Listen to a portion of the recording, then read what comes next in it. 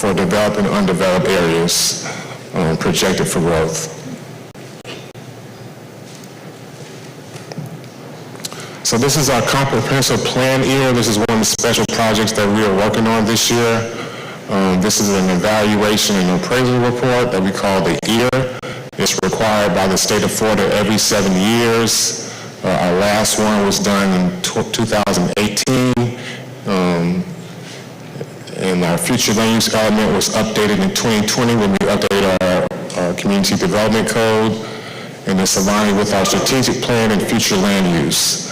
Phase 1 of the project is evaluation and appraisal phase, followed by the EAR-based amendment that will be prepared for adoption. Our staff recently have a contract proposed with Will Dan Contracting Services to help assist us with the EAR-based amendment adoption in coordination with the Florida Department of Commerce. That item will be on the agenda for City Council this evening for consideration of approval. And we are planning to submit that adoption no later than January 5th, 2026, which is our deadline. The two major points of emphasis include community feedback, which will be assistance with the consultant, Will Dan, which guaranteed 3 community meetings, booth for special city events, and an interactive website that will be user-friendly for the residents in the community. The second major point will be infrastructure and levels of service. Another project that we do on an annual basis is our code update. We're doing version 5 this year. We have some language that we will plan on adding to the code. One will be the Article 1, public hearing process and approval authority. Article 2, process, site development checklist and improvements.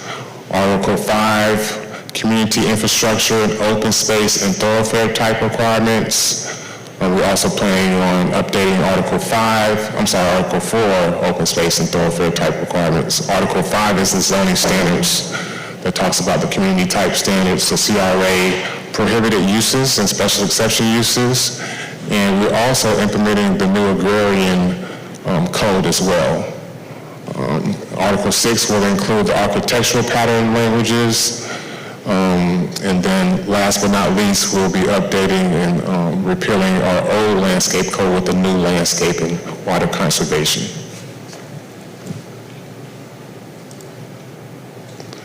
Some of our recurring applications that we have, that we project manage, is the annexations, the comprehensive plan amendments, rezonings, variances, lot splits, lot line deviations, unity of titles, right-of-way vacations, CDD establishments, special exception uses, and concurrency.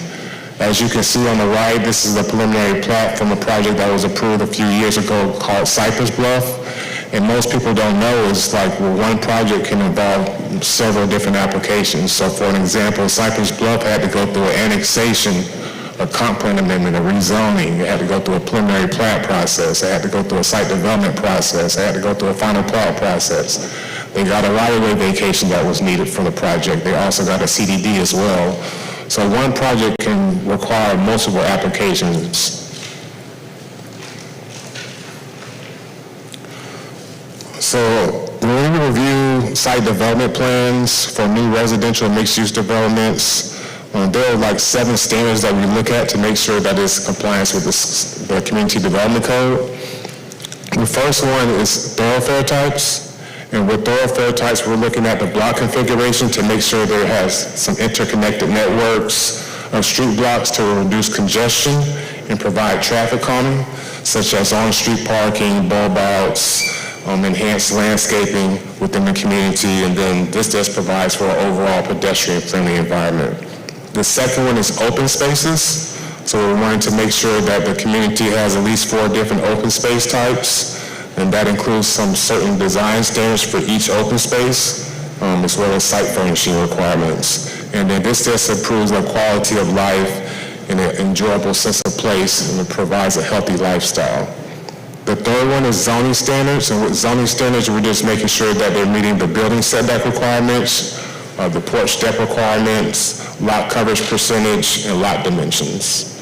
The fourth one is architectural requirements. We have our new Florida vernacular requirements for certain architectural styles you will have to abide by. So when we look at the elevations of the new homes in the community, we're looking at the building elevations, the porches, the roof pitches, and the material standards to making sure that they're compliant with whatever architectural style they're choosing from. The fifth one is dark sky lighting. We're making sure that they are dark sky compliant, looking at the lighting fixtures, the pole heights, reviewing the overall site lumens and kelvins in the community. The sixth one is landscaping, making sure that they are providing Florida native landscaping palette, meeting buffer requirements and tree preservation. And last but not least is signage, is making sure that they're meeting the material design standards for the entryway features for the new communities. These are our consultant reviewers that review some of our applications, specifically preliminary plats, site development plans, and final plats. We have Wood and Kern that reviews utilities and stormwater, Half Engineering that reviews traffic and surveying.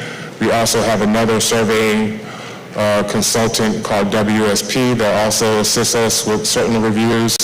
And we also have Law Office of Anita Garasi Carver, who does the legal reviews for us. The Transportation and Public Works Department is responsible for managing the contract and services and reviews for Wood and Kern and Half Engineering. So our current development revenue year to date is $192,000 and $750. As you can see the chart on the right, you can kind of see the volume of applications we have done this fiscal year. We have 12 in site development, which is pretty high from years past. 3 from annexations, comp plan amendments, and rezonings. 2 for preliminary plats, 1 for final plat. We've had 5 for lot splits and unity of titles, and 1 for a right-of-way vacation. In March of 2024, staff updated the application fee schedule to help offset the consultant review costs. Fees for application types have significantly increased due to the complexity of certain application reviews and the amount of staff time and consultant time required to review these applications. The new fee schedule provides more predictability for applicants in the beginning of the project versus being charged consultant fees later on in the review process. The increased fees have also increased the revenue of the city's general fund. The highlighted areas you see on the fee schedule are one of the main ones, fees that we've actually increased this past year. In context, I would say in previous years, for site development fees, it would range between $3,000 and $4,000. So you can kind of see the drastic change from what it was previously to now.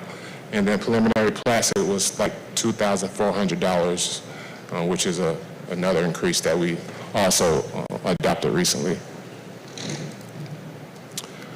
So this slide is the yearly zoning reviews. Most people don't realize we also review not only planning and zoning applications, but zoning applications, building permit applications as well. So the estimated zoning reviews that we do on a yearly basis range from 1,200 to 1,300 reviews. And with these zoning reviews, there are different types. So you have the single-family home plot plan review, swimming pools, fences, sheds, tree removal, building additions, signage, change of occupancy, patio extensions, driveway extensions. To your right is an example of a plot plan that was an application submitted for a fence application. So that just gives you an idea of the volume of zoning reviews we do. And just to compare our staffing to other local municipalities, we're at 2 staff members now. At one point it was 1 for a few weeks, maybe a month ago. But if you compare it to the other municipalities, you can kind of see where we're standing at. And we have pretty much, if not more volume of work that we're doing compared to those communities. So that gives you an idea of the other municipalities and the amount of planners they have on their staff. At this time, I'll give it to April to talk about the planning division budget. Thank you, Dwayne. Hello again. So you can see in 22-23, the total activity was $1,147,619. For 23-24, your total budget, your personnel services, so 22-23 kind of incorporated Tim and Maria in that budget as well, because Andrew had his own department budget broken out at that time. It was the first year for that. 23-24, your personnel services were $258,130. Your operating expenses were $501,525, giving you a total of $759,655. For this year, your total budget is $608,214. Year-to-date through March that has been spent is $187,877. For FY 25-26, the department is looking to do $647,800. So the 18.9 increase in personnel services reflects the baseline cost with no changes in staffing level, no increase in workers' compensation, and a 10% estimated increase in benefits. The $20K increase in operating expenditures is attributed to the surveying and appraisals as well as professional services. And with that, I will turn it over to Jeff. Good evening, Council. Jeff Groveland, building official. Go through the building. I can see because we're running out of time, so if you don't mind.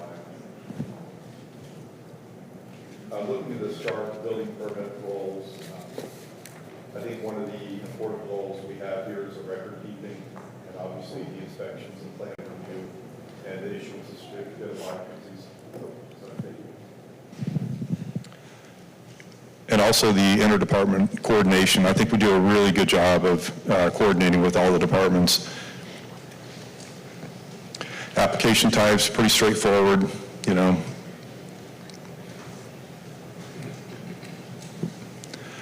Key metrics, again, it looks like we're on pace again to most likely surpass what we did last year, both the number of single-family residences. Commercial's down a little bit, but that's to be expected. I'm going to skip this one and go to the next one. That's basically, I know it's really hard to see, but that's like what you see on the war report. It's just to where we're at this month so far.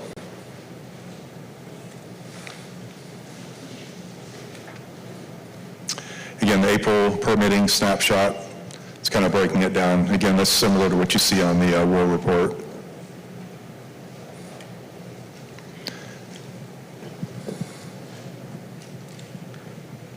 Back to April. Okay. So for fiscal year 2023, the total budget personnel was $897,145. The operating expenses were $2,472,761 and $34,382 in capital outlay, bringing a total budget of $3,404,288. For FY 23-24, you can see this was the year in which permitting moved to Jeff Gerling. You do see charges in there that are the $76,804. Those were charges that were for Frank Patterson, which is our fire inspector. A portion of his salary is charged back to the building fund for what he does. So that is the charges that you see there. You do not see that going forward because we moved it. It is in Fund 110, but it was covered under fire's budget because we moved it to the Department Code of Fire 522 to be able to easily identify that. So you'll see for 24, we had a total of $2,109,703. For 24-25, you have operating expenses budget of $2,782,200, with $873,200 being spent through March, and the proposed for FY26 is $2,786,200. So the little note that I have there is operating expenses are proportionately aligned with the revenue projections, so for permitting fees, impact fees, et cetera. And the FY26 proposed expenditures are currently based on the same revenue projections as what was predicted for FY25. So as we go through, that could be subject to change as we continue to go through the budget process and we start to look at those revenues. So you'll see just a slight increase from FY25 to 26, and most of that is coming from the software that we use in the building division for Trackit, our Trackit software. And with that, I will turn it over to Mr. William. Good evening, I'm William Longini, manager for the Code Compliance Division. A little overview of the division. We are responsible, or I am responsible for enforcement of the Groveland Code of Ordinances related to zoning, signage, abandoned vehicles, uncultivated vegetation, trash, debris, and other objectionable or unsanitary matter. With an effective code, we can promote, protect, and improve the health, safety, and welfare of the citizens of Groveland.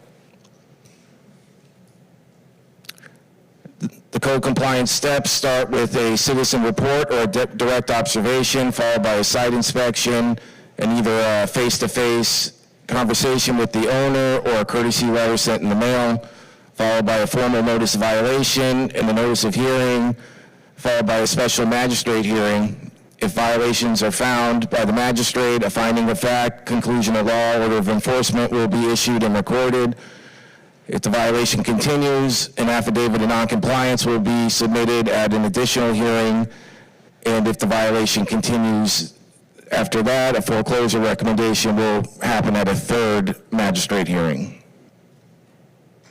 Some of the key metrics for fiscal year 24, there was 382 zoning permit inspections, including fence, pavers, concrete, slab, tree removals.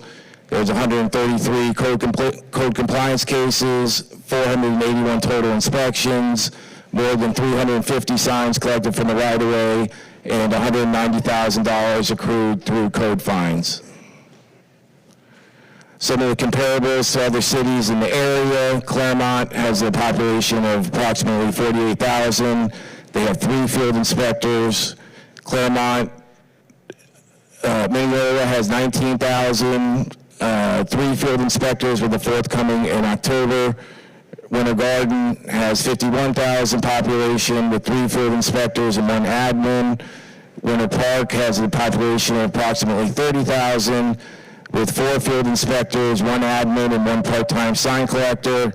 And the city of Maitland has a population of 20,000. They have 1 field inspector, but they are reactive only. And with that, I'll turn it to April.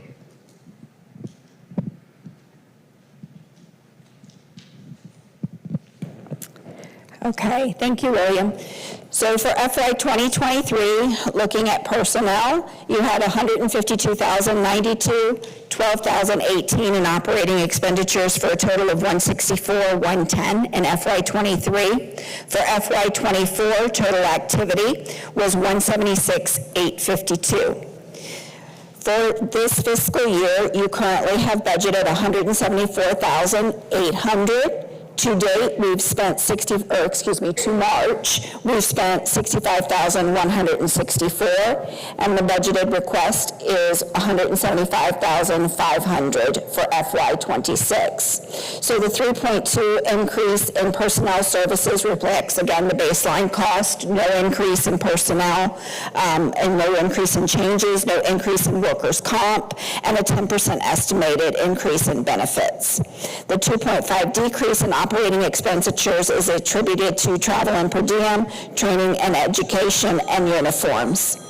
One of the things here, I know there's been a little bit of talk and conversation back and forth about the potential of putting we do have a frozen position for a code enforcement officer, is putting another full-time employee. So if you were to hire another full-time employee in FY26, that would relate to an increased annual expenditure of $78,800. That is including salary, benefits, training, travel, gas, and uniforms. There is currently a part-time code compliance associate that could be reassigned to the city's clerk office to manage lien searches. That is what that position does at this time. And increasing the lien search fees to approximately $75 would help offset the associated increase in personnel services cost. With that, I'll turn it over to Andrew. Thank you, April. I will try to be quick here. The Conservation and Strategic Initiatives Division advances the preservation and conservation priorities outlined in the city's strategic plan through the introduction of policy changes, education, and program development. The division works to protect sensitive environmental lands and resources for future generations while enhancing the quality of life for today's residents. I'm the division manager, and Gabby Huffman, who's not in attendance tonight, is our natural resources specialist, team of 2.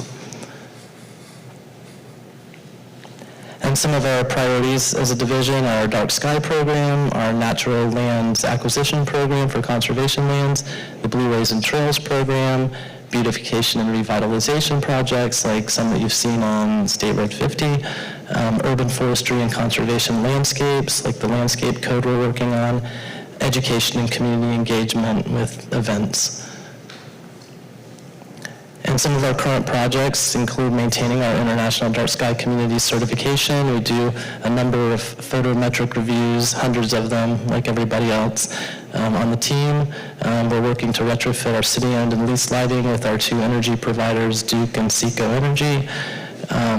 We're monitoring night sky brightness with sky quality meters, and we're seeking to have a dark sky park for our visitors one day. We're also working on the Palatka Conservation Corridor, trying to activate that for more public access and recreation. We've been working on land acquisition within that corridor. We're working currently on a GIS story map that you'll hear more about in coming meetings, and also a Blueway plan. We have a joint planning agreement with Lake County, which will be on the agenda in the following meeting tonight. The city will adopt that, and then that'll go to the county for adoption. We're, again, updating the city's landscape code and hosting events like the Lake County Eco Expo, tree plantings like the one we just did on Gadsden Street, and dark sky events like the Star Party. This is just a snapshot of the Palatka Conservation Corridor in Wilson Island. I don't know if that's a laser pointer. Wilson Island's that tiny little black dot right there, if I could be steady enough.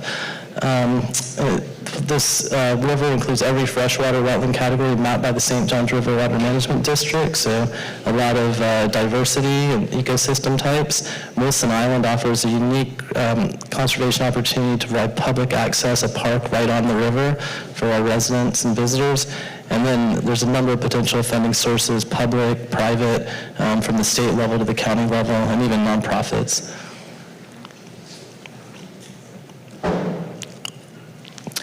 This is just another slide on the joint planning agreement, which y'all will hear about in the next meeting. I don't want to belabor this, but just as a reminder, our goal as a city, which is very unique, is to keep 50% of our land within the utility service boundary in conservation or long-term agriculture. And we're at about 46.6% today, so we continue to add conservation lands to advance towards our goal. 49.6. If I said 46.6, I often say that wrong. Sorry about that. This is just a snapshot of some of the partnerships we've formed. It's not a comprehensive list. We probably have 3 times as many partnerships. It gives you a snapshot of some of the different type of partnerships we've pioneered, not just in the conservation division, but across the department. And those partners often end up contributing to our projects, and this is just in the last year. Ideas for Us gave us, they fully funded the Gadsden Street tree planting project. So that included metering, irrigation, all the trees, even the bathroom we had to have there on the day of the planting. $10,000 from Duke for the Star Party, $10,000 from the Florida Wildfire Foundation for the State Road 50 Wildfire Median Project. That Wildfire Median Project was designed at cost, so we did have a cost, but it was at their cost instead of, a profit margin from Dick's Height.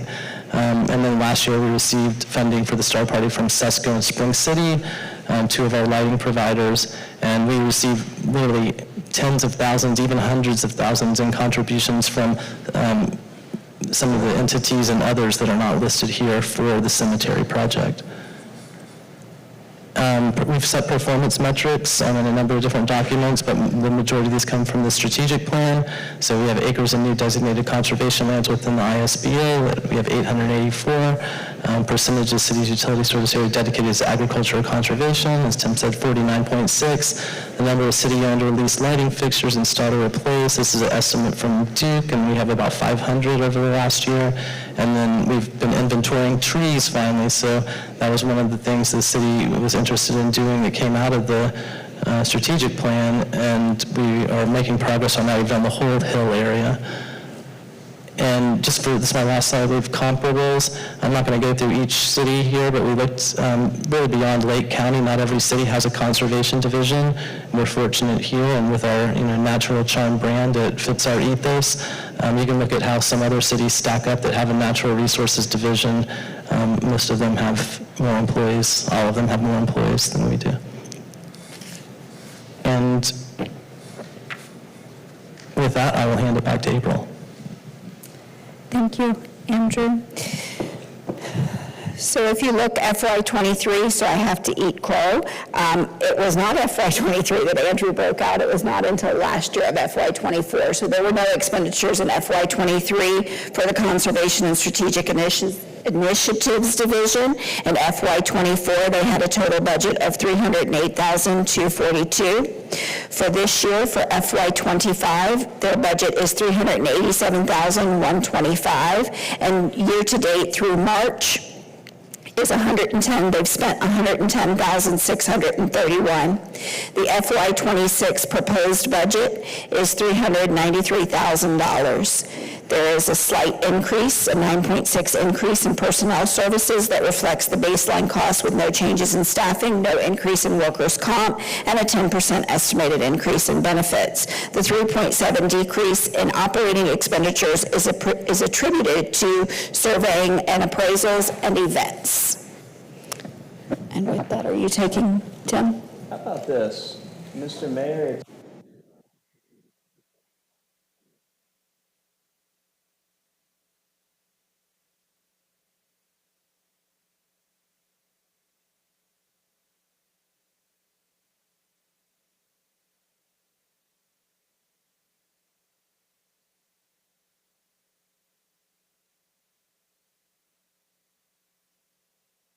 Thank you, Jeremiah.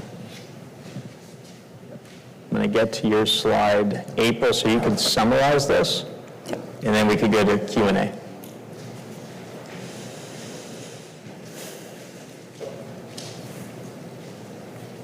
Hopefully we get there. There we go. Thank you, Tim. So in FY23, you can see there was a minimal amount of expenditures of $357. In FY24, there was a total of $408,576 in expenditures.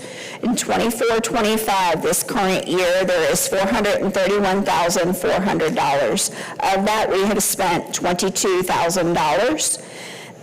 I can tell you that what has not posted here is we have the lead contribution that Tim was talking about that has been paid out of this. However, the Kroger and Ocado agreement has not been paid out of this funds, which is the difference in that. So for FY 25-26, we're looking at $404,600, and a slight decrease in operating expenditures is attributed to printing and binding and education and training. Thank you. So, Mr. City Manager, questions here, and we have 3 minutes. How do we proceed? Yeah, Mr. Mayor, members of the council, you have a variety of options. One is you could recess the workshop and reconvene it after the regular, or we can schedule questions and answers next week at the scheduled workshop. And Anita, I think are you going to ask for a shade meeting this evening? I meant to ask you earlier. Yes. And will that involve Tim? No. Oh, okay. Thought we were going to capitalize on his presence, but you can do that just like we did with Right, to get a consensus about moving it to next week and pick up with all our notes and questions. I'm sure we can add to it, and maybe we can get with some of you to answer some questions before then, and not wait, but there's a lot of questions I'm sure that everybody has.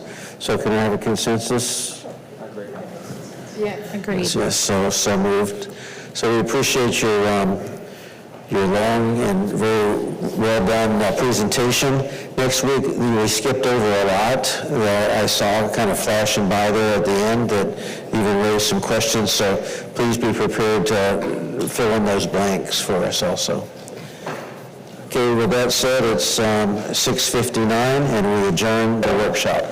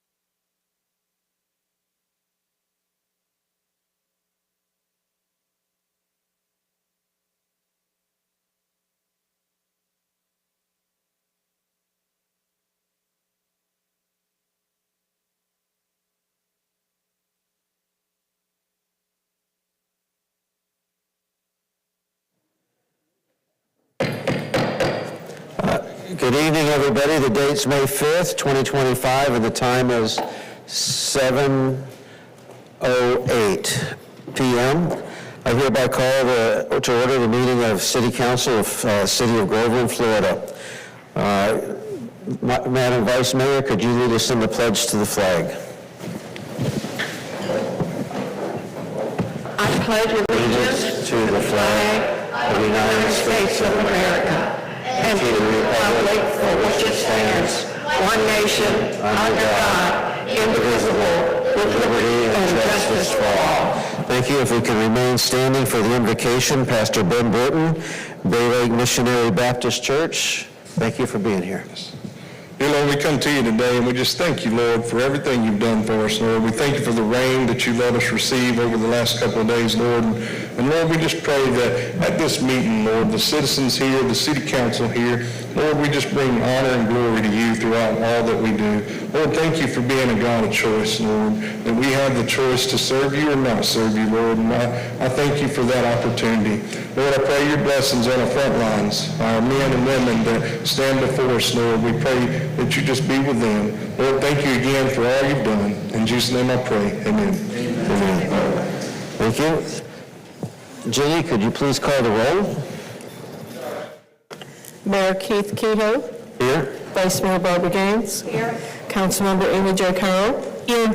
Councilmember Judith Frank. Here. Councilmember Mike Radzik. Here. City Manager Mike Hine. Here. City Attorney Anita Gerasi Carver. Here. Sergeant at Arms Chief Sean Ramsey. Here. City Clerk Virginia Wright here. Thank you. We have a quorum. On to guest speakers, presentations, and proclamations. First one up, proclamation on Child Abuse Prevention Month. Madam Vice Mayor, could you please read the proclamation? Absolutely. Proclamation, Child Abuse Prevention Month, April 2025.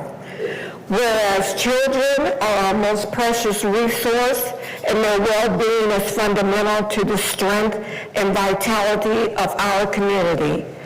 And whereas all children deserve safe, stable, and nurturing environments free from abuse and neglect. And whereas child abuse and neglect are serious problems affecting individuals, families, and communities, and their devastating effects can have lifelong consequences. And whereas prevention is the most effective way to address child abuse and neglect, and it requires a community-wide commitment to supporting families and children. And whereas effective prevention strategies include providing access to resources and support for parents, promoting positive parenting practices, and educating the public about the signs and effects of child abuse. And whereas the month of April is designated as Child Abuse Prevention Month, providing an opportunity to raise awareness and promote prevention efforts. And whereas the City of Groveland is committed to working collaboratively to support children and families and to create a community where all children can thrive. And whereas the City of Groveland is committing, I think I read that twice, okay. Whereas the City of Groveland is committed to, I'll go with it again, working collaboratively to support children and families and to create a community where all children can thrive. And whereas the Blue Pinwheel as a national symbol for child abuse prevention, representing the happy, healthy childhoods all children deserve. Now therefore, Keith Kehoe, Mayor of the City of Groveland, do hereby proclaim the month of April 2025 as Child Abuse Prevention Month and encourage all citizens to recognize and participate in activities that promote the safety and well-being of children. support organizations dedicated to preventing child abuse, and reaffirm our commitment to creating a community where every child has the opportunity to grow up safe, healthy, and supportive. In witness thereof, Keith Keogh, Mayor, has set his hand and caused the Great Seal of the City of Groveland to be affixed this date of April 2021 in the year of our Lord, 2025. Thank you. Do we have a representative here to come forward? Should we take a picture? Let's let her speak just a second. Good evening, my name is Beth Gerhardt. I am employed by GFC Counseling. I'm one of the counselors there. I want to thank you all for this proclamation. Family support is one of the cornerstones that our faith-based counseling office works to have here in our community. We are open to anyone calling or stopping by our office. If you need help, we are here to help you, and we can put you in touch with other community resources to help stabilize your family and help to keep our children safe in our community. So we want to extend our heartfelt thanks for this proclamation, and as we're going through for Mental Health Awareness Month, please keep us in mind. We are here to help you. Our door is open, and there's a friendly face and a warm heart waiting there to help you. So thank you so much. Thank you. Would you like to go out and have a picture, please? Let's have a picture.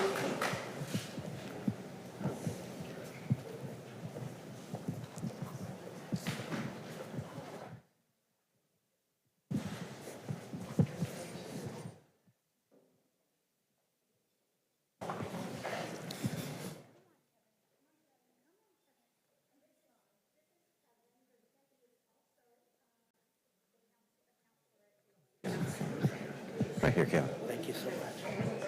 Oh, go ahead.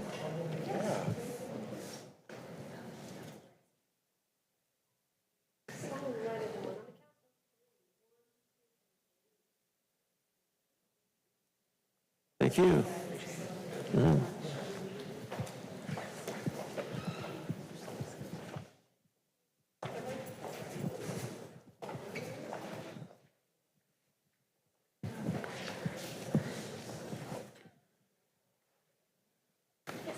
Okay, next proclamation is on Water Safety Awareness Month.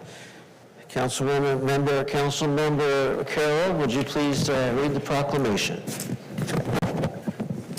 Proclamation, Water Safety Awareness Month. Whereas water-related activities provide significant recreational opportunities and contribute to the overall well-being of our community, and whereas ensuring the safety of all individuals participating in and around the water is of paramount importance, and whereas tragic accidents and preventable drownings continue to occur, highlighting the critical need for increased awareness and education regarding water safety practices, and whereas promoting responsible behavior on swimming pools, lakes, rivers, oceans, and other bodies of water can significantly reduce the risk of injury and loss of life. And whereas educating children and adults on essential water safety skills such as swimming proficiency, proper use of flotation devices, and understanding water hazards is vital.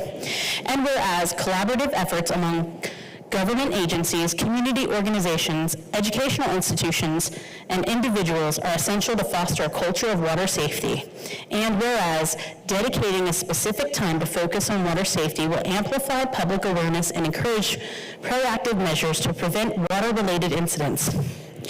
Now, therefore, Keith Keogh, Mayor of City of Groveland, hereby proclaims the month of May 2025 as Water Safety Awareness Month in the City of Groveland, Florida, and urges all citizens to learn and practice essential water safety skills, supervise children closely near any body of water, never swim alone, Avoid distractions while supervising children in and around water. Be aware of and respect water hazards. Wear a properly fitted life jacket when participating in boating or other water sports. Learn CPR and basic water rescue techniques. And promote water safety education within families and communities.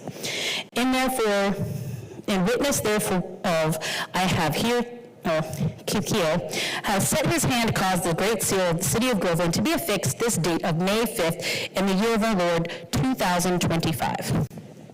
Thank you. Do we have a representative for Water Safety Month here? Seeing none, thank you very much, and we'll make sure we get that to the representative. Thank you. Next up, proclamation on Motorcycle Safety Awareness Month. Ms. Fike, will you please read the proclamation? Yes. So, proclamation, Motorcycle Safety Awareness Month, May 2025.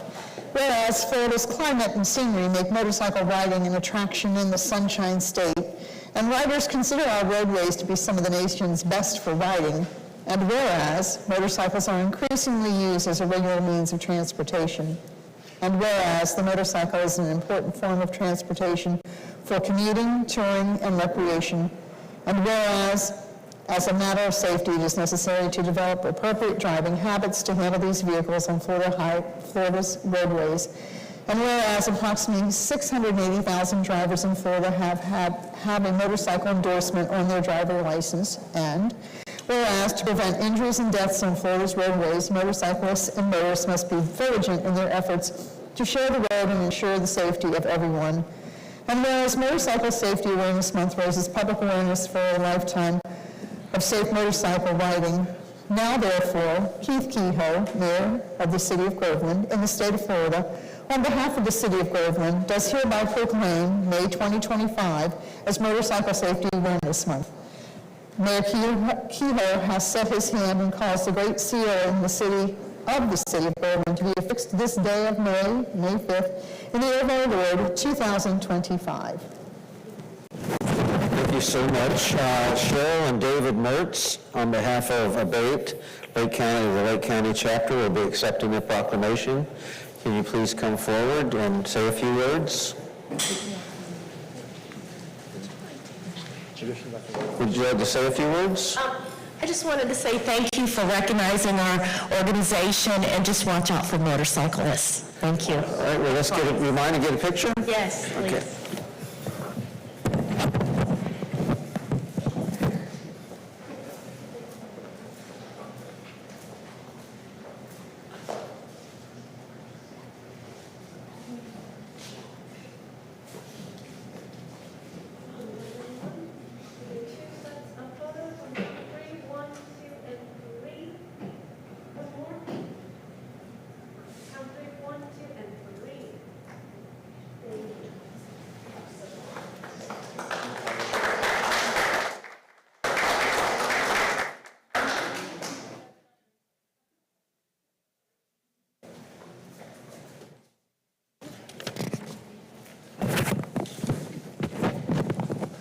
Okay, moving on to the consent agenda.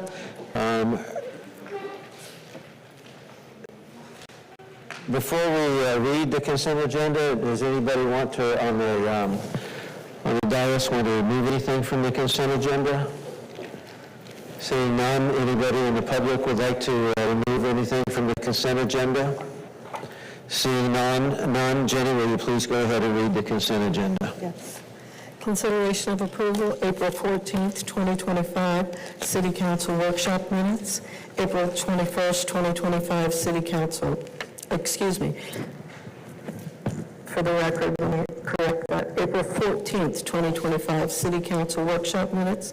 April 21st, 2025, City Council workshop minutes. Resolution 2025-24, support and collaboration with the governmental efficiency team established by Governor DeSantis. Resolution 2025-23, approving task order for Wildan Ear. Thank you. Do I have a motion to accept the consent agenda? Ms. Fike? Second. Second, Ms. Carroll. Please take the roll. Councilmember Fike, how do you vote? Aye. Councilmember Carroll? Aye. Councilmember Raddick? Aye. Vice Mayor Gaines? Aye. Mayor Kehoe? Aye. Old business, agenda item 1, resolution 2025-20, adoption of the joint plan agreement between the city of Groveland and Lake County. Mr. Maslow, do you want to say anything about this? I'd be happy to. Ginny, did you want to go first, or? It's not necessary to read it into the record. Mr. Mayor, members of the council, I'm excited about tonight. Is this on? Okay, there we go. I'll just hold a little closer. Hoped it would have been a little sooner, but sometimes good things in life require patience. We're going to pull up this slide here, and with this map, and there's a little funny story here, is the map that you see in front of you, that's our whole utility service area. It's about 34,000 acres. When I joined the city about 6 years ago, we started looking at a new future land use map with P&Z and our council, and began to vision essentially what our strategic plan vision is: a series of towns, villages, and hamlets, all walkable, all mixed use, all with access to open space, but interweaving an eco-agrarian landscape. And most of the green that you see on that map is conservation and agriculture. And we have a big goal that came ultimately from our city manager at the time, and that was to set aside at least 50% open space with conservation and agriculture for our whole utility service area. And I went to our city manager and I said, we could do it, that's the good news. The tough news is not all of it is under our jurisdiction. The other half is with Lake County. And we need Lake County's cooperation if we're going to seriously, set aside this 50%.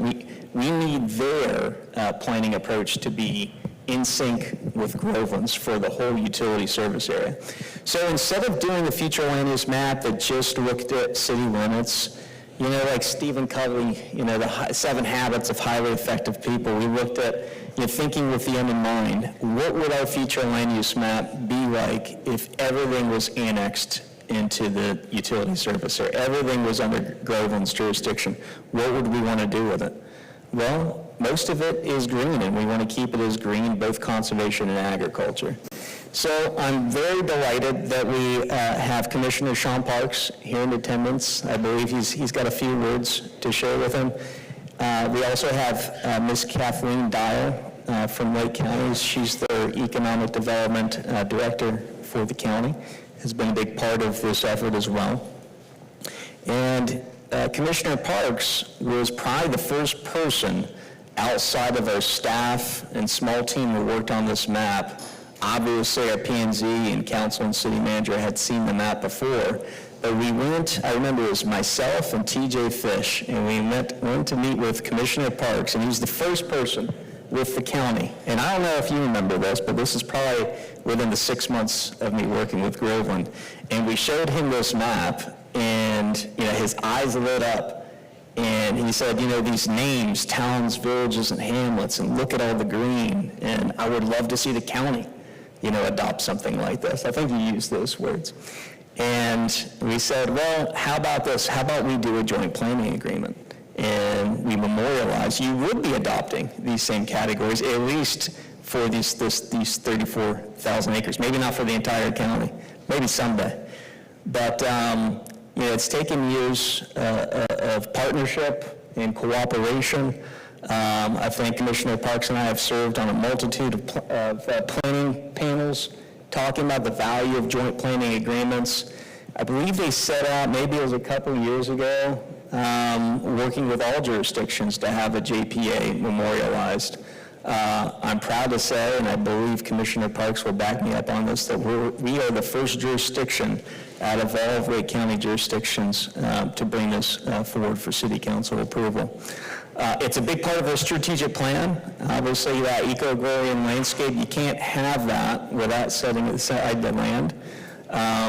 Land use, instead of developers going to the city and then the county shopping for entitlements, they're going to have one map that they'll see, whether or not they meet with city staff or county staff. That is powerful. Up till now, we haven't had that. So there's a lot of value in there. Conservation is a big part, obviously, economic development. Transportation is the one thing we wrestled with the most, and we still are, so to speak. Within our first 6 months of adoption of this joint planning agreement, our goal is to come back with a roadway transfer agreement. We want to do so while making sure safety for our residents is one of the highest priorities, but we also want to do so in a financially prudent way, so that's going to take a little bit of effort. So to be continued, that's the next step in the process. You have the map on the screen. Commissioner Parks, we'd be thrilled if you'd join us up here and share a few words with our team.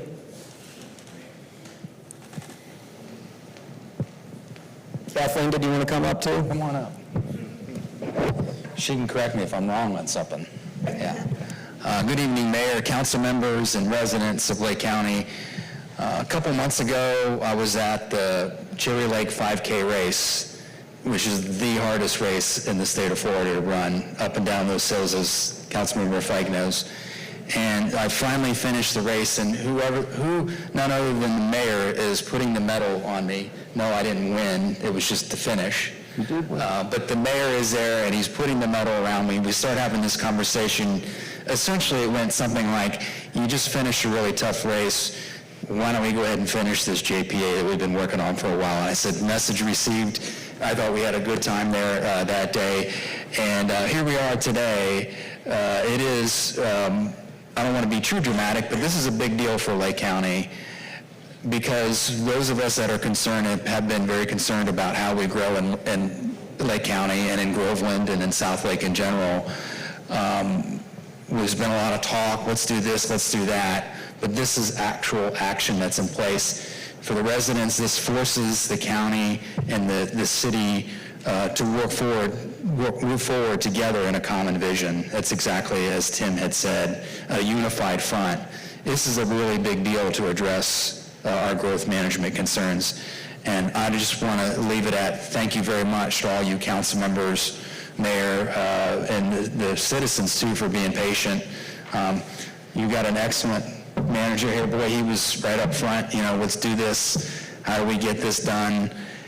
And Kathleen, of course, and her team has done a wonderful job. I just kind of sat back and watched them do it, and then your staff, and I just want to say thank you. I do think this is a big day for us moving forward. And, for instance, again, there's a unified standard, your dark sky, which is like leading in the nation on that, what you've done here with dark sky. We're going to follow that code. We're going to follow your vision on that. We're going to follow your vision on open space in the unincorporated parts of the county, and we're going to do this together. So it's a shared standard, and you are the first. You are the first city to do this. There's some other cities that had older JPAs, 15, 20 years old, but this is the first new one. So thank you very much. On May 20th, I believe it should be when our commission hopefully goes forward with it. They better go forward with it. I would hope they would. And then, of course, it is finalized, and I look forward to being a part of whatever I can do to serve Groveland. Thank you. And I don't know if Kathleen wants to say anything, if she's... Thank you. Okay. Hi, good evening. I'll just say, thank you to your city manager and staff, Tim and TJ. They drive a hard bargain on some of these parts of the JPA, but it was a pleasure to work with them. This allows us to do development with one another instead of to one another, and I think that's really important piece of the JPA. So thanks to the Regional Planning Council, who has helped us work through this template with Groveland. It is the model JPA that will carry forward to other cities. So just thank you very much. Thank you. Thank you so much. Should we memorialize this with some kind of picture or something? If it's I'll let you read the resolution. Oh, yeah, that's a really good idea. Let's go ahead and read the resolution.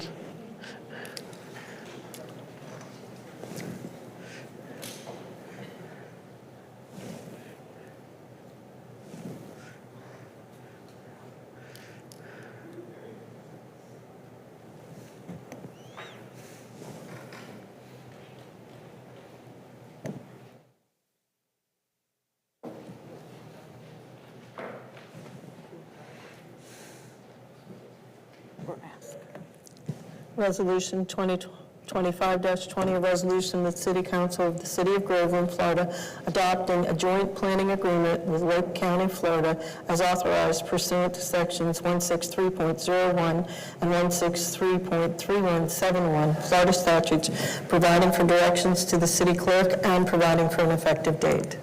Thank you so much. With that, do we have a motion to accept? I make a motion to accept. And we have a motion and a second. Is there any discussion? Yeah, I have a couple of comments.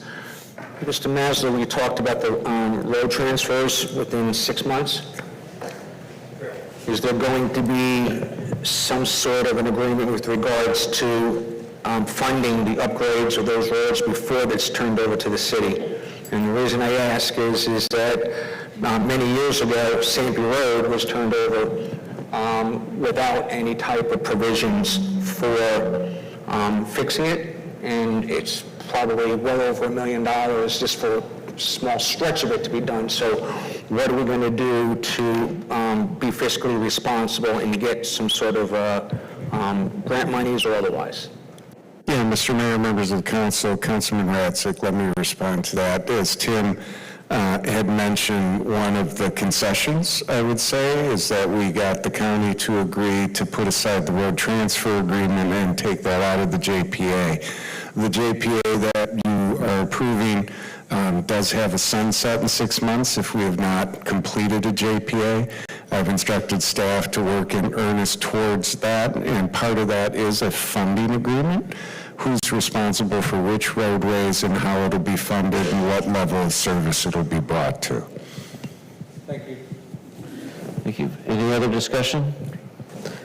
Seeing none, any public discussion? Yes, sir? Keith Here we have Breedlove. Keith Breedlove, 154 Balmy Coast Road, Groveland. The question I have about this is with the legislation that's pending up in Tallahassee, is that likely to adversely affect this? The legislation, I can't remember what the number is, but it has to do with developers being able to do whatever they want, no matter what the city or the county may say. That's true, and I think we'll hear a little bit about that in a second, but that's not law until the governor signs it. Right. And so we'll proceed on with this and use influence we'll talk about later, I think, with the governor to see what we can do about that. Okay, thanks. Thank you. That's it? Seeing no further discussion, can you please call the roll? Councilmember Radzik, how do you vote? Aye. Councilmember Carroll? Aye. Vice Mayor Gaines? Aye. Councilmember Pike? Aye. Mayor Kehoe? Aye. So passed. Thank you so much. Afterwards, we can take a picture, okay? We're going to move right forward. Agenda 2, discussion and direction for the neighborhood huddles. Mr. Hine. Sorry, Mr. Mayor, members of the council, good evening. Yes, this item is a continuation from a previous meeting where mayor and council asked to continue the conversation about the value of the community huddles and how to proceed. One of the aspects that was requested is for staff to do a rough cost estimation about what it costs to put on each neighborhood huddle. We did that. It was about 30 hours of staff time per huddle, and that includes attendance at said events. A lot of that is salaried expenses, so it's hard to put a real tangible value on that outside of using the hourly. There are some direct costs associated with hosting some of the huddles, and there is some direct overtime in regard to Public Works and Parks and Recreation setup and takedown. We estimate it to be just over $3,000 per huddle. The only two items that staff would respectfully request if huddles are moved forward is that staff would be incorporated in the conversation about the scheduling to make sure that resources are available and there are no other conflicts either those evenings or the next mornings. And the other conversation would be to be included in the discussion about the agenda so we can make sure that the appropriate staff members are available to speak to the topics. Thank you very much. Okay, we have do we have a motion to continue the huddles? And then we can discuss. I'd like to make a motion that we continue with the huddles. I'll second. Motion and a second. Do we have a discussion? Start with the motion maker. Discussion. I am a firm believer of the huddles. You don't know what you don't know. And prior to having the huddles, I am of the opinion that if you don't go to if the people won't come to you, then you need to go to the people. There are some neighborhoods where people don't feel comfortable in coming to the council meetings, culturally or transportation or whatever the reason is, they don't feel comfortable. I feel that this is a way to build trust in the community. For example, in Parkwood, there may be some things that are specific to Parkwood that may not necessarily be specific to Trilogy or to Waterside. And so I am of the opinion that we need to get the concerns of that represent the entire community. I do have a question. Did I understand that it's 30 hours per huddle staff time? What does that look like? Why is it 30 hours? Mr. Mayor, Madam Vice Mayor, members of the council, if you look at the average huddle time of about 2 to 3 hours and you include all the staff that's there, and then you combine that with Ms. Wright, who I believe spends about 10 hours per huddle, Ashley, and then when you add Parks and Rec staff and Public Works staff an hour before and an hour after, a 30-hour per huddle is a conservative estimate.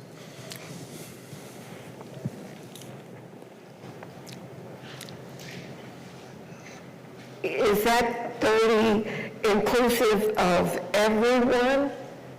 It's a total of 30 hours. And that's conservative? Okay, thank you. Okay, Ms. Carroll? I like the huddles. I just want to make sure that going forward, we do have those conversations about the agenda and things of that nature instead of just kind of winging it. I know I was one of the first ones, kind of experimental, but it's a little, I felt like we were talking at the people instead of letting them talk to us. So I just want to be clear on that. Also, I want to make sure that we stay to the staff's request there, that we make sure there's no events the day after or the same day of. I think that will allow less stress for them. And then I have one other thing, but it's gone. I had one more point, but it's gone now, so maybe later. Okay, thank you. Ms. Vogt? Had to wait for the green light. I too enjoyed my town hall huddle. Kind of names go back and forth. I think it's a great idea. We have very specific topics in District 4 because we have a lot of very specific topics for District 4. It was well received. A young man went on to that Nextdoor site and typed a lovely message on there about the key points and how much he enjoyed it, and he hopes we keep doing it. Looking at some of the costs and the time that's involved with it. So if we do 4, we're looking at approximately $12,000. I would like us to try and roll one out every quarter. I think is a lot. I've got a topic I want to talk about, but for my next one, I'm already pre-thinking. But I'd like to see if we could do it twice a year, spring and fall. Mine was outdoors, Amy Jo yours was outdoors, Mike yours was outdoors. If we try to roll that out in the summer, I'm not a big fan of the heat for everybody that comes, but I think we can have a pretty robust huddle if we just try and focus in twice a year. If there comes something that we need to do it more often, then maybe we can roll one out. But I just think it's easier on staff and everybody instead of trying to shove them in as frequently, so. Okay, thank you. Mr. Rudzik? I'm fine going forward with them, but I think the district representative needs to be involved in the agenda setting as well, because, again, what's important in one district is not important in another. So I think, who better to have at least some input into some of the things. So there's probably always going to be some sort of a common theme, but I think that needs to be important. The other thing is how long is it going to take us to get to all neighborhoods, and what exactly is a neighborhood? Is it 2 subdivisions? Is it 1 subdivision? How long is it going to take us to get through, 3,000 houses in each district? Well, that's a question, but I think you start somewhere, and that's probably the best place to start. I also think that, are you done? Because I'll go ahead and answer you on mine. I also think there should be different levels of huddles, and we've talked somewhat about it. There's the huddle that would really talk about the whole community, the whole of Groveland, which is more top line, JPA and things like that. Then there's a district huddle that is very, like Ms. Fike did, very specific to the district, what's going on, parking and things with the school. And then we're going to try, I'm going to try a even smaller one, because we've been talking to some of the churches and things where you wouldn't need staff, but we would need the same information that we could meet with much smaller groups, because there are groups out there that aren't, that are private groups, churches and clubs and things like that. So we have a consistent message. So we'll be trying the first one of those in June. But this would be a great topic for our workshop that's coming up with all of us, with Ms. Nancy. And not only what they should look like, but what the rules would be, because we got to have some kind of lines on the highway, as was said, so we're not crossing over too much. But I think we heard tonight, earlier, in Mr. Maslow's presentation, public engagement for the what was it? Evaluation and appraisal, but it was really the look of a comprehensive plan, right? And I can very much say that I don't think that having everybody come to Lake David has worked for us. 35 people out of 25,000 isn't probably a good ratio to have. So as we move forward, district, full or small, this is a place that we can really get some solid questions that we can all duplicate and make sure we're getting the right information back. But I think that would be a great way to get feedback from the community as well, and get some ownership from the community in the process.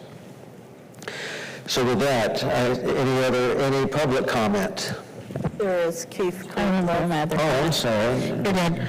I just remembered, I wanted to see if we could also allow for community partners, like churches, but you just brought that up, like to be involved with that, because churches are natural gathering places for people and things of that nature, so.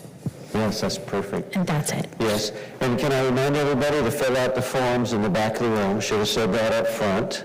But do we have any? Thank you. Keith Breedlove. Keith Breedlove. Keith Breedlove, again, 154 Bonnie Coast Road, Groveland. I'm a strong supporter of the neighborhood huddle idea, and how you actually put it together. We've seen from the last ones and some of the work that I've tried to do in my community to get it done. But this is really the only way that a lot of people within your districts see you, get to see who you are, get to hear who you are. And in the case of, if the mayor's also there to give a citywide view of what's going on. Yeah, we have our issues. Most recently with the hurricanes, we lost a whole lot of trees. And then Groveland tells us we have to replace trees. State says we don't have to replace storm damaged trees and all of that kind of stuff. That's a trilogy issue. But does that affect Waterside? Does that affect Eagle Point? Does that affect any of the other neighborhoods? And this is a way that they can also hear what ours are that they may not have thought about, because maybe their trees aren't big enough for a hurricane to whack them. But just things like that. But it's very useful to have it. I think the biggest issue is try to find a place to do it where it's convenient for people to come to, because there's a big difference having to drive 9 miles from Trilogy to get here compared with driving 3/4 of a mile up the street to get to Cherry Lake Park in my case. So thank you. Thank you. That's all? Thank you. Seeing no further discussion, public discussion, could we please take the roll? Yes. Vice Mayor Gaines, how do you vote? Aye. Councilmember Carroll? Aye. Councilmember Fike? Aye. Councilmember Radzik? Aye. Mayor Kehoe? Aye. So moved, and let's move on to new business, and we see no new business, so now we're open for public comment.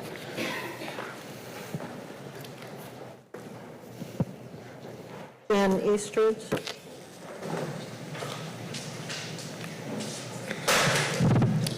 Jen Eastridge, my address is protected. So 2 meetings ago, I had asked about contracts, and I saw that Jeff Groveland was here earlier, and in the budget, we're still including him as a line item. I also heard that there was a city employee that was assigned to figuring out how his contract was assigned over or assumed or whatever, but I haven't heard anything back, so I am following up on that request. Well, thank you. Mr. City Manager, can we all remember that? Can we circle back? Thank you. We'll circle back to you. Thank you. Alan Joyce?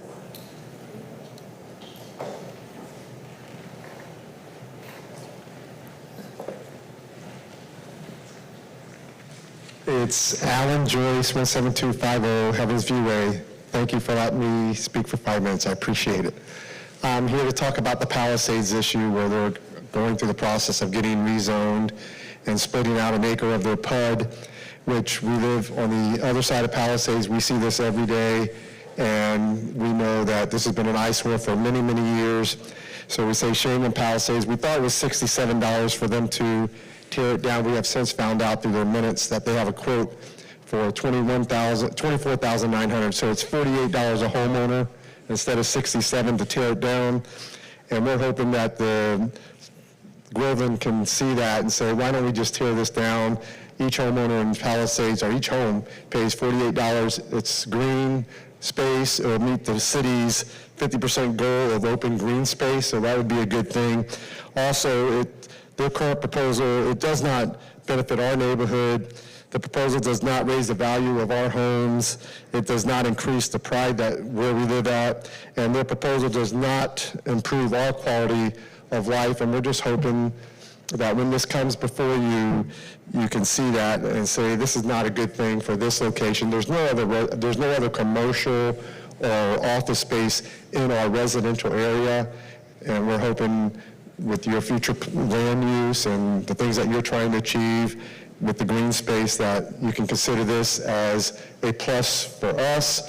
And if they pay $48 a home, it goes away.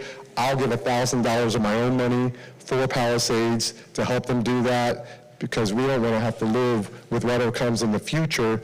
This is on the backside of Palisades, so they'll never see whatever happens in the future. Whatever gets approved now, 4 years from now, might get approved as something else, and we don't want that. Just turn it into green space. Palisades, you're a residential community. Keep it that way, and let us both live in peace. So, thank you. Thank you. Brandon Moore?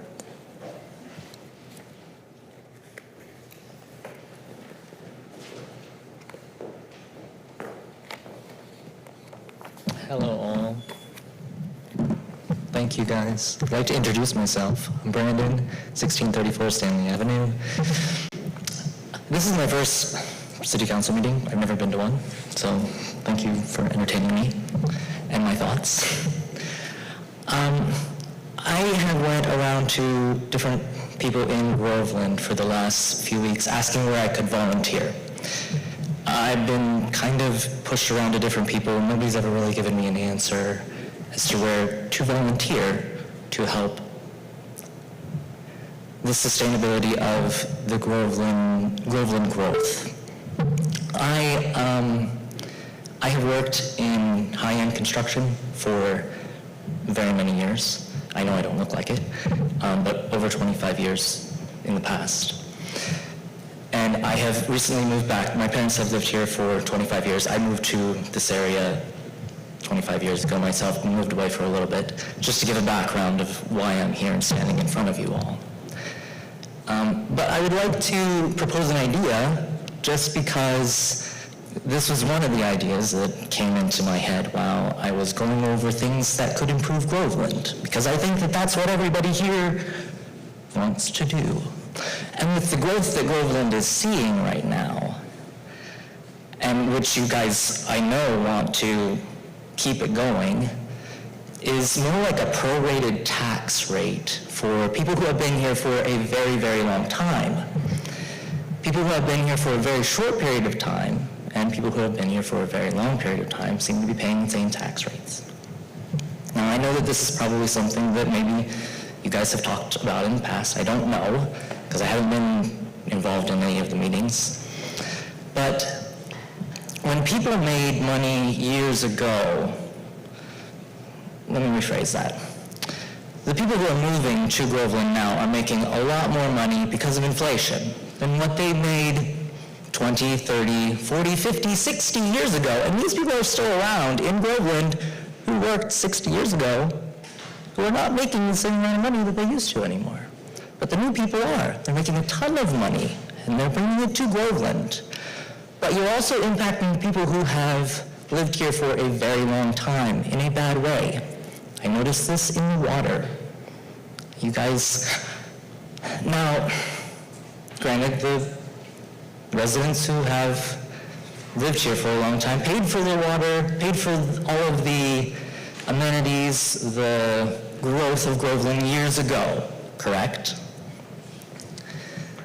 And the new people who are moving in are paying for the new growth, but they're not paying the same amount as what everyone else was paying years ago, because everyone else now is paying a lot more overall because of inflation. So you guys have assessed everyone else who have been here for 60 years pretty much the same amounts as everyone else who's just moving in. It's harming them. It's also, in my opinion, not bringing in enough money also to sustain what I've noticed earlier. You guys don't have enough employees to even approve the things that you're trying to build right now. But that's another discussion. I just wanted to introduce myself, say that I'm here to volunteer for anything that you guys would like to maybe foresee in the future as far as sustaining the growth of Groveland. Thank you all for entertaining my ideas, and have a good evening. Thank you.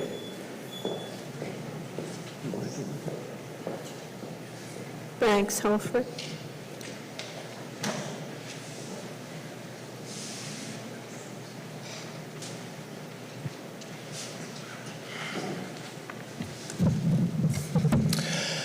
Banks, Helfrich, Clay Road District, South Lake County.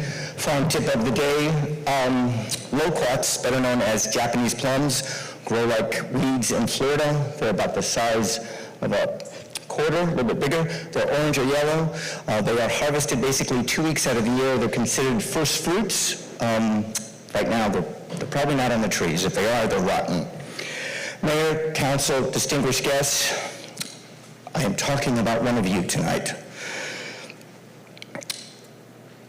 Mayor of Groveland, in his swearing-in speech, stated 2 points.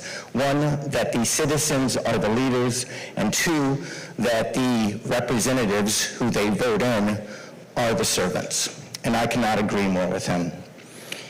The leaders the citizens are here once a year to vote in UO, first and foremost, and state and federal level every 2 years.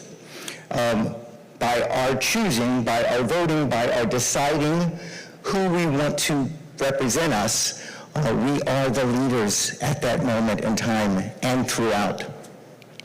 The representatives are here to service us. In this complicated government that we have, we need some guidance. We need to have our hand taken every once in a while to lead through this issue of our democratic republic constitutional government. So when we are griping at you all, we're actually griping at ourselves because we are responsible for you. My mother, back a few years, about 20 years ago, had an issue with a state representative, so she called him up. She spoke to the assistant. The assistant said, your representative will get back to you within 24 hours. Within an hour, he had called back, and he said, Gay Helfrich, what is the issue? My mom explained it to him. He turned around and he said, I'll take care of this in 12 hours. Within an hour, the issue was resolved. That man, that representative, ended up being the State House of Representatives State Speaker. So I'm going to leave you with one question, and that is, if we're not here to serve, what are we here for? I am Farmer Banks Helfrich. May you all be blessed. Thank you for allowing me to speak. Yeah. That's it. Okay, that concludes our public discussion. Now we'll move on to the reports. We'll start with Mr. Radzik, please. No comments at this time. Okay, Amy Jo?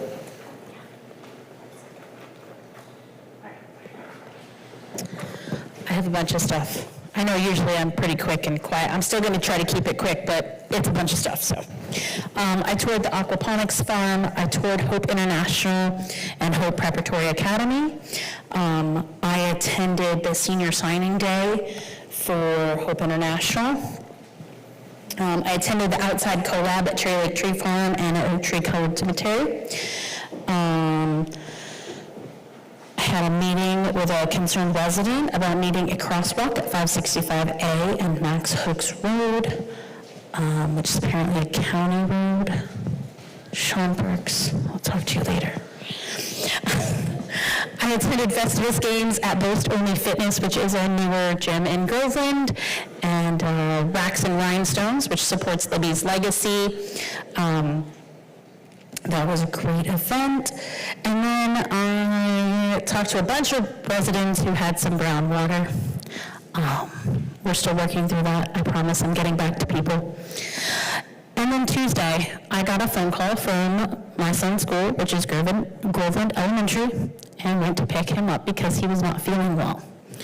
And as I walked up, there was an announcement going on, but I was on the phone to actually Lisa Cortese, talking about my meeting with my kindly in the week. Anyway, I wasn't paying attention to the announcement being made, which was fine, except the school resource officer jetted by me.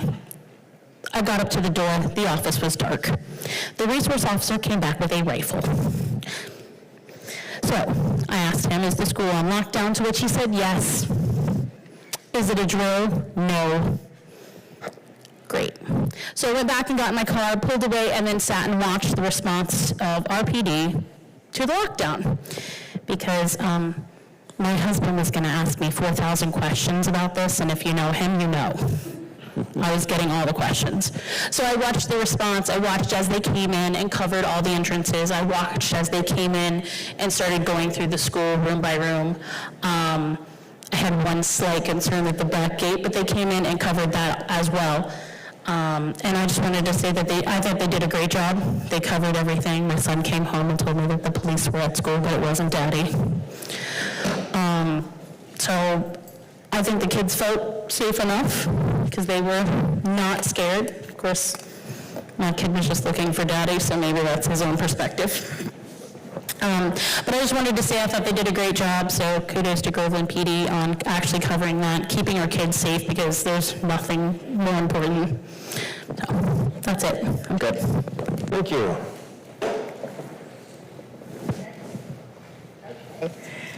Good evening. Just very quickly, I know, Keith, you asked a question about the legislation that's House Bill 943. So I am going to give a quick update on that. House Bill 943 was engrossed and enrolled into, I think it's a state or Senate Bill 1730. And so what that means, for clarification, is that in legislative terms, 943 was essentially enveloped in this other bill. And that bill, 1730, is now sitting on the desk of the governor to sign. And if he signs its approval, then essentially what we had talked about, both when I was interviewed with the Claremont Sun, I messaged it a lot, we sent it out to our city ambassadors that had gone up to Tallahassee. If the governor signs it, it will in fact go into effect. So I would like to ask Mayor if we could get a concession to have a letter sent to the governor ASAP, first thing tomorrow morning, as soon as possible, on behalf of the city that we don't support that legislation. I spoke with Stephen Sheffield from Mascot over the weekend when I was over there, and they have already gotten their letter out, and I think it's imperative that we probably do the same at this point, because it's, like I said, I can hear the bulldozers revving in the back. I don't know if it will do any good, but if we don't send a letter, then we've not helped our interest in this bill. Or disinterest in this bill, I should say. Okay. As always, we're always busy. You can see all the pictures up there. We all do. On the 24th of April, there was a collab with Cherry Lake Farm, and one of the things they did is they did a tour of our Taylorville Cemetery. The landscape architects that helped work with the city and Cherry Lake Park to bring the cemetery to its beautiful state was there. It's the Dix Height partners. We had a great time. As always, they spoke more about what went on with the cemetery and how they were involved. Of course, Fire Chief Carroll was there as well, because you can't have a party down there without him. But it was a lovely afternoon, and I was glad that Amy Jo was able to come in. She was heading up to Cherry Lake Farm, where we were going next, and she was able to stop by for part of that as well. And then we scooted over to Cherry Lake Farm, where they had a sustainability landscape collab, and there was a walking tour or a short little wagon ride to locations around the farm. They did some kayaking, a lot of different things to talk about the sustainability efforts being put forth with landscape initiatives. It was a great day. And then I had to change hats again, rush home, and get ready for my District 4 huddle. So I ran from dawn to dusk. We had a great huddle. I think we had a lot of engaged individuals. I think the questions that we had, though they were few and far between, were quite good. Thank you, Sean Parks, for showing up. I was glad that you came to hang out. As with most huddles, we had about 70 folks, and I think that's about the average that it had been at most huddles. I don't know that we had any more or less. Anyway, it was very well handled, and I do appreciate everybody from city staff that participated. We did have one additional discussion that wasn't on my topics, and that was the SRO, but Chief Ramsey handled that well. Thank you very much. I, too, with the mayor and Amy Jo, went to the Hope Preparatory Academy College signing. Every single senior from Hope Preparatory Academy was accepted into college or trade school. We have a 100% success rate on the signings. Some of them were accepted, you write your essay and you apply, but some had received offers from over 20 institutions. Some had 50-plus offers of schools to attend. We went right after that. We popped over to Arbor Day at Cherry Lake Park. It was a lot of fun, and the Hope Preparatory Academy had some young children that came over that helped throw the dirt around the roots of the tree that was being planted for the day. And then on the 26th, which is a Saturday, I went up to the UFIFAS facility in Tavares. It's 16 miles up the road. We had our Keep Lake Beautiful celebration, and of course Banks left. Banks is the chairman of that council that I'm on. If you want something interesting to do, I would say go up to UFIFAS. There's 28 separate gardens there. There's Oriental gardens, gardens of native plants, and so on. We dedicated park park essentially, number 28. It was all native plants that were planted. TJ Fish came and spoke on behalf of Groveland. Leslie Campione was there. There were quite a few guest speakers and dignitaries. And then we went and toured the newest garden, and they had members taking the plant stakes and putting them into the ground, and I will thank TJ for handling the hammer on that. And then Vice Mayor Gaines, myself, and Amy Jo danced the night away at Libby's Legacy Racks and Rhinestones in Orlando. What a great event. They raised a lot of money. We had a great time. You can see the three of us, the three cowgirls, standing there right below the saloon sign. But it was a good time. It was a lot of people. Robin Hoover was there. We were glad Robin and her husband were there. A lot of people from Groveland were there that support Libby's Legacy. So it was just a really nice event. I was down here for a meeting Wednesday, just on a happenstance on the 30th. Some people were talking with we're having a discussion about Palisades once again. I was here with Mr. Joyce, but I walked out the door, and I always say, if you want something fun to do, it's going on at Lake David Park. In fact, when I drove in tonight, it looked like somebody was having a birthday celebration of some sort. But this was really cool. I walked over after we were done, and I met a young lady named Marjorie Nichols. Didn't realize that she's related to Ray Nichols.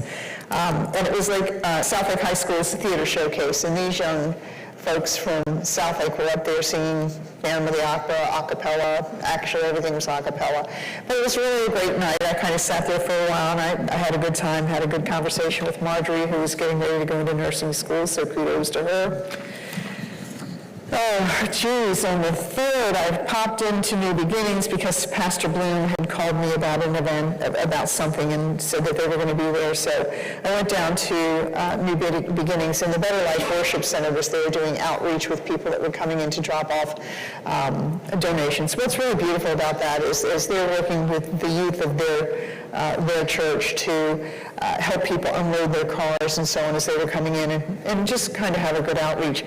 Jeremy Elliott was there. He did take myself, Pastor Bloom, and Pastor Batista on a tour of the 6 new condos, duplexes, whatever you call it, that New Beginnings is putting in. Phenomenal buildings. If you haven't seen them, go down, run into Jeremy and ask him to take you through. You walk in, you've got an open living room, an open kitchen. You walk back, you go to the right, you go to the left, 2 bedrooms, Jack and Jill bath in between, which will house a stack of a washer and dryer. Families are able to stay for 6 to 9 months as they work to rebuild and gain a firm footing within the community. So, it really is what hope in action looks like. Went to the High Achievers on the 3rd as well. From there, popped right over to the High Achievers Kingdom Academy. The Lindos have gotten their preschool opened, and they had their dedication on Saturday. It was a great day for them, and congratulations to them for realizing their goal of that. I popped in the farmer's market very quickly. Did talk to the guy with the slingshots, didn't use it, so I still have both eyes today. And then I went to the Masco Cinco de Mayo, which I enjoyed very much, and I had the chance to talk to Stephen Sheffield about their approach with that House Bill 943. So all in all, another couple of weeks of just busy all the time. Thank you for your time, and thanks for listening. Thank you. And we have an action item. Can we go ahead and get a consensus from the council on moving forward with a letter to the governor stating our issue with this new, I don't know what it is now, 943 before being passed. I also would, let's get that consensus done, and go ahead, start with you, Ms. Yes. Brown. Ms. Barbara? You're asking for my consensus? Yes. Yes. Consensus? Yes. Consensus with the comment. Is anyone on this council on growth management for the Florida League of Cities? Because if they are, then we should probably take a look at what they are advocating and maybe use that as a model. You're exactly right, and I think they got circled around behind them on this. They were very much against it, helped craft some things with the old one. This was defeated in the Senate 18 to 19, and then they snuck it back into this. And I still don't understand politics, but with your consensus and my consensus, we'll move forward. I also would offer, is Ashley here, if it's okay with you, Mr. Manager, to pay for a get-together right over here at Vinnie's with the people that went to Tallahassee. I've worked something out with them, and we need to get everybody back together. Yeah. Because we all sat in that room. We all heard that every single person got up and said, we don't want this, and that every single person that voted for it said, I'm not for it, but I'm for it because I think it's going to change. And it went on to the next step. So we really need to get the group back together and work that out with you, Mr. Manager, work that out as a date, a time we get everybody, because this is what that advocacy group is for, is to put more pressure. And Mayor, just not to confuse things, our advocacy group was on Wilson Island and State Road 19. This was Florida League of Cities that went up. That was the Florida League of Cities when we weighed opposition. It was not our team of folks that went up, just for clarification.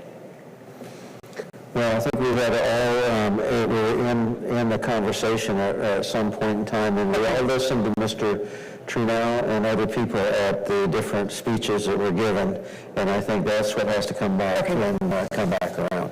So let's move forward. We will move forward. Mr. Manager, could you help us craft that letter? Yeah, Mr. Mayor, members of the council, just to be clear, and actually I'm going to pass the buck. I've been texting Anita, and I'll work and get something to Jenny first thing in the morning, so you can sign it and we can get it up to the Capitol. So that's one consensus. The second consensus is authorization to recall the community advocates and host them, to thank them and keep them energized. Is that what I heard? That is exactly correct. And there's a consensus there as well? Yeah. And what we'll do, Mike, is get with the League of Cities, because they have that QR that we can go on, and it sends the letter right to where it needs to go. We'll get everybody together, and that'll be a good way to follow that up.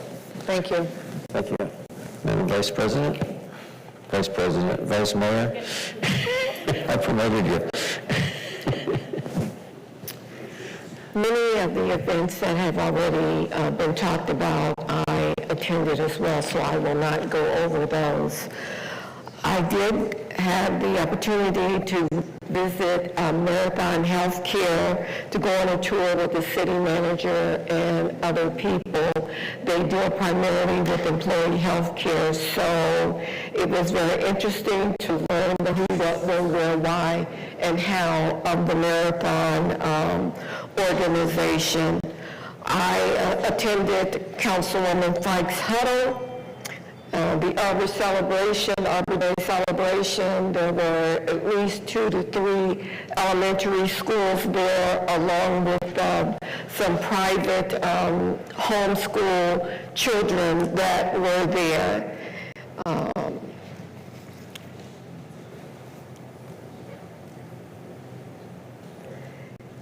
On Friday, the 1st, we did a business spotlight for Full Spectrum at the Colored Cemetery. For those of you that don't know Jim Huntley, this is an awesome man with small businesses, and he puts his love and care into that cemetery with countless hours. I mean, he does it with love. And if you all have not been to that cemetery, I would invite you to go out and see the cemetery.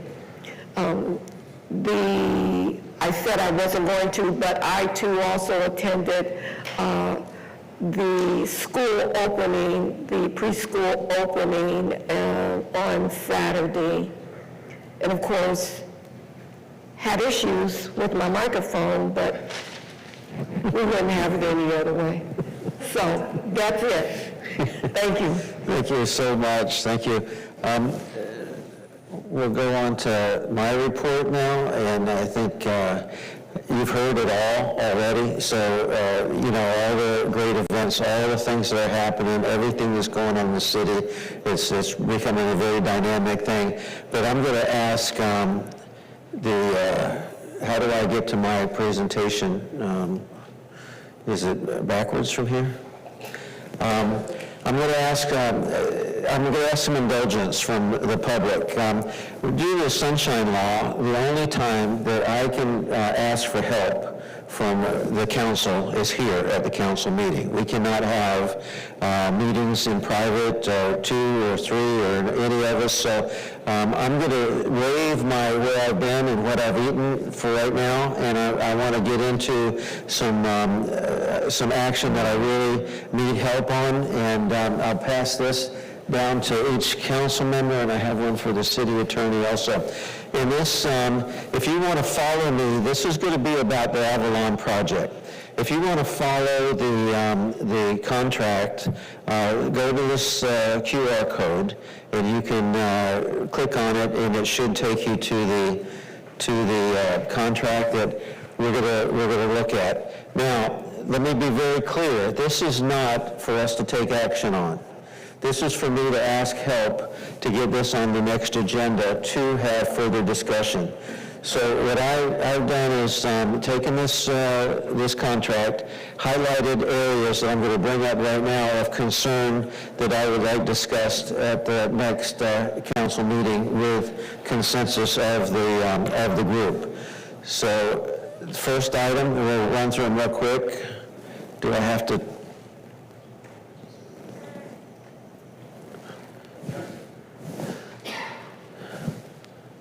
Okay, I'm not getting anything. Can you click it forward for me? We're going to go through them real quick. So this is the item that was passed back in November. We own it, okay? I don't want you to think, oh, we're passing it to somebody else, or this council owns it now. It's the Avalon project. Go to the next slide. And I want to be clear that, can we just go to one slide? I want to be clear, this agreement doesn't only apply to the property that we are looking at now, but it applies to every piece of property that's contiguous to that they purchase in the future. So the same contract will apply across the board as if they decide to buy more and more property. Next slide, please. First item that is on page 4. Paragraph 7, where the developer is entitled to 50% off on the TIF revenue. I'd like to discuss that further in just, I'll outline that and the concerns in just a second. We see 50% of the TIF associated with each phase for 30 years, and the sunset clause will be 6 years after the completion of Highway 50. Let's go to the next one. So that's page 7. Please look at that. For the next meeting. TIF incentive, we just did that one.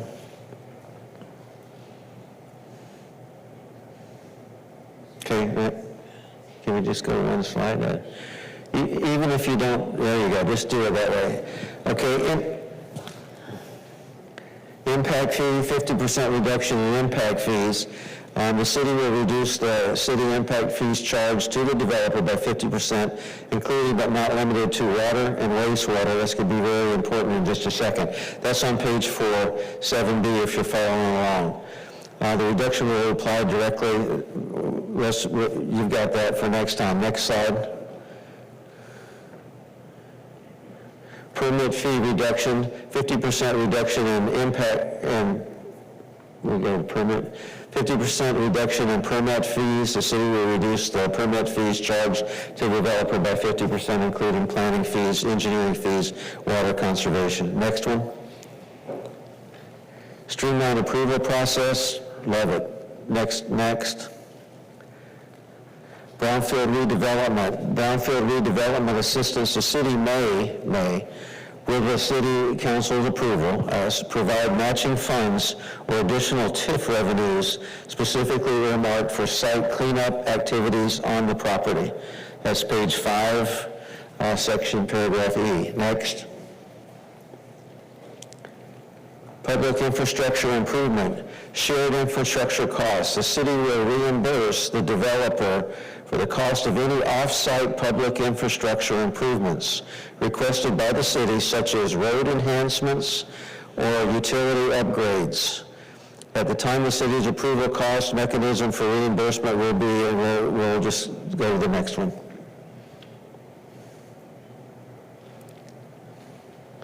Go to the next one.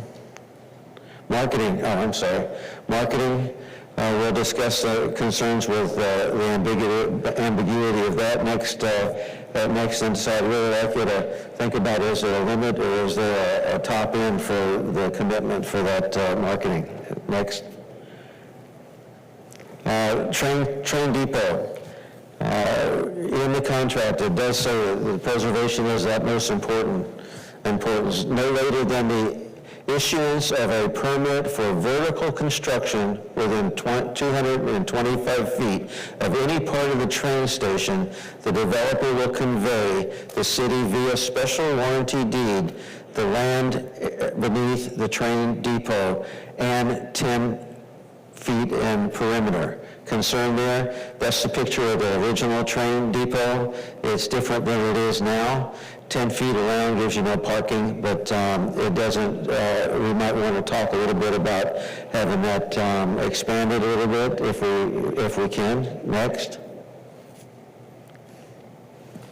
Train depot, provided the city obtains funding, the city will refurbish the train depot prior to completion of construction and issuance of a certificate of occupancy of any building within the project. Means we got to complete that before any certificate of occupancy. If the city has not refurbished the train depot or an agreement with the developer has not been entered into prior to the certificate of completion of occupancy of any building within the project, then the city via special warranty deed will convey the property back to the developer with no requirements from the developer for the train station depot, including preservation. So we don't get the train depot until the first vertical wall goes up. We're going to have to find funding for it. And then if we don't get it, in the first phase is 92 apartments, if I remember right. 92 apartments, correct? Is the first phase. So we have the time that they can build those apartments to get it refurbished. Next. Representation and warranty of city, go ahead, they can read that later. Next. Next. Next.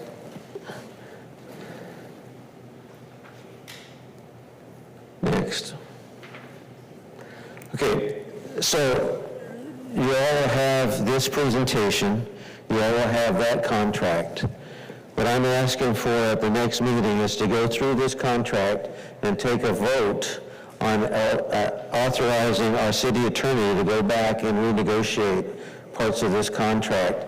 Some of them are very ambiguous, some of them conflict with each other, as we just, you might have just seen that, but we need to definitely get this thing sewed up.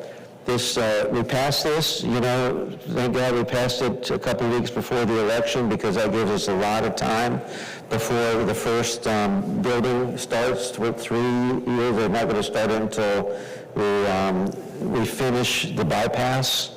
So that gives us time before there's a lot of accrual of expenses to go back and really put a circle around this. On this presentation, you're going to find a section of the Florida, the loan that were taken out. Maybe we can find the loan on there. It's got 2 pages. But when we took out the SRF loan, there's a section in that FRS loan that's on here that says that if we are not allowed to give any of the wastewater or water away free. If we do, the city has to pay up the difference. So the difference is 50% off on the impact fees for wastewater and water is about $6,500, a little over $13,000 of our impact fees. So that times 535 apartments is the amount that the city will have to pay in order to reimburse that specific fund for it to remain whole, and that's in our loan agreement. So we have a lot to go over.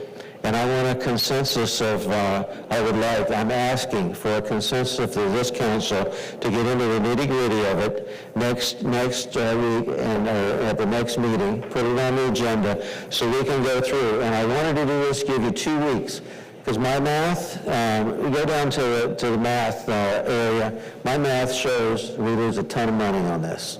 They said nothing comes out of the general fund, multiply it out. Police officers times 1,500 people is $300,000, $895 per person operational fee for the fire department. We're upside down on this. It is coming out of the general fund. So we need to take a look at it. Please go through the math. I'm not a math genius. And bring any ideas you have back. I'm sorry we have to do it this way. This is the kind of thing we usually do in a boardroom, and get this straight. But this is my only chance to talk to all of you personally and ask you for your support on this. So I'll go with consensus. Amy Jo? Yes.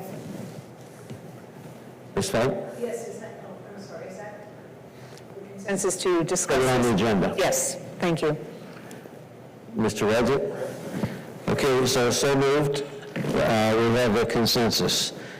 Thank you. That will conclude thank you for your patience on that. Next, hold it, Mr. Manager, do you have anything? No. Ms. Carver, Ms. Carver?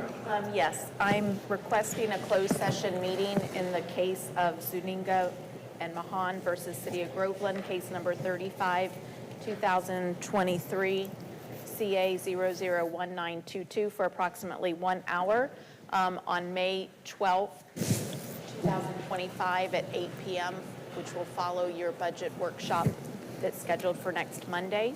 It will be held here in the E.L. Purrier building, and we are looking for direction from the council in this case. It arose from a code enforcement action that is now turned into litigation over signage and code compliance.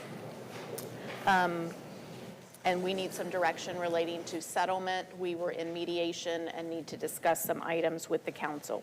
So those present would be Mayor Keith Keogh, Vice Mayor Barbara Gaines, Councilmember Amy Jo Carroll, Councilmember Judith Fite, Councilmember Mike Radzik, City Manager Mike Hine, myself as City Attorney, and Litigation Attorney Susan Gainey.